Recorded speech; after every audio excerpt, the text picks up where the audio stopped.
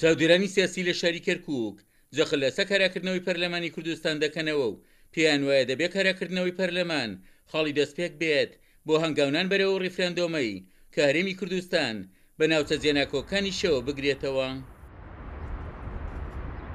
ناوچە دابڕێنراوەکان بەشێکی ئەساسی باشووری کوردستانن، یعنی تقریبا نیوەی خاچی باشووری کوردستان ناوچە دابڕێنراوەکانن. لەبەرەوە هەر شتێک بەبێ ناوچە دابڕێنراوەکان بکرێ، یەکەم شەرعێتی نابێت، دووەم خاچی کوردستان ناکرێ بە دوو بەشەوە.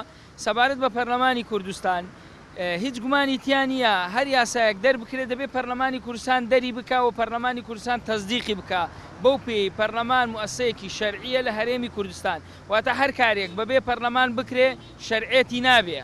ناوچانە چەند ساڵێکە لە ڕووی حکمی خۆبەڕێوەبردنەوە دەسەڵاتێکی تایبەتی هەیە بۆ جیاواز بە لە کەرکووک، ئەوەی کە زۆر پێویستەوە پێویستە یەکێک بێت لە مەرجە سەرەکیەکانی ریفراندۆم لە مانگی نوێیە، ئەوەیە کە بەبێ هیچ مەرجێک ئەو سنوورانەی کە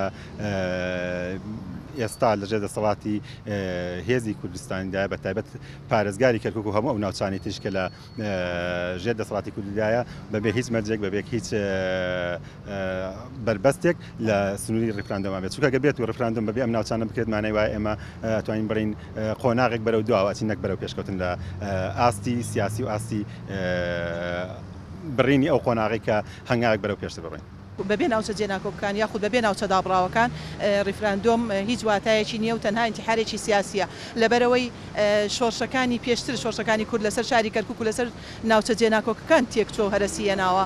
ئەگەر ئێمە ئەمڕۆ کەرکووکی تیانە بێ یاخود ناوچە جێناکۆکانی تیانە بێ هیچ مانایەکی نییە و هیچ واتایەکی نییە. وەتانە ئەبینین کوردستان ئەمڕۆکە هەرێمێکی سەر بەخۆیە لە زۆر ڕۆوە و دووەم هەنگاویان دەبێت یاخود دەتوانم بڵێم ئەمە هەنگاوی یەکەمە دەبێت ناوماڵی کورد ڕێک بخرێتەوە، دەبێت کورد بەرنمەیەکی تۆکمەدا بنێت، هەموو لەسەر یەک مێزی گفتوگۆ دابنیشن، بەرنمەیەکی تۆکمەدا بنێن و بڕیارەکان دەبێت لە پەرلەمانەوە دەربکرێواتە دەبێت پەرلەمان کارا بکرێتەوە، دەبێت ناوماڵی کوردی ڕێک بخرێ.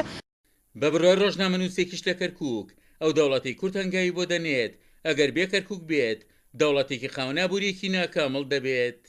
ئەو تەموو مژاویەی لە چارەنووسی و ناوچانە هەیە لە چوارچێوەی و ڕێفراندۆمەیە کە باسی دەکەن، وا دەکات ئێمە بە گومانەوە لە پرۆسەکە بڕوانین و هەروەها ئەم پەرتەوازیەی نێوماڵی کوردی ئەنجامێکی دڵخۆشکەر نابەخشێت بە ئەنجامی پرۆسەکە لە پاشە ڕۆژدا، چونکە بەشداری نەکردنی ناوچە جێناکۆکەکان وەکو ئاماژەمان پێدا دروستبوونی ئەگەر لە باشترین حاڵەتدا دروستبوونی وڵاتێکی ئیفلیجە، دەوڵەتێکی بێئابووریە، دەوڵەتێکی بێئەمتیدادی عمقی جغرافیە و دەوڵەتێکە کە ڕەنگە بەرگەی 4 ڕۆژی گەماروی ئابووری نەگرێت.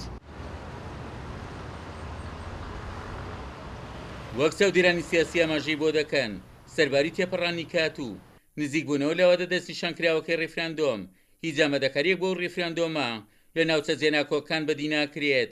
ئەمە شیوەی خەڵکی ئەو ناوچانەی بە ڕێفراندۆمەکە لاواز کردووە.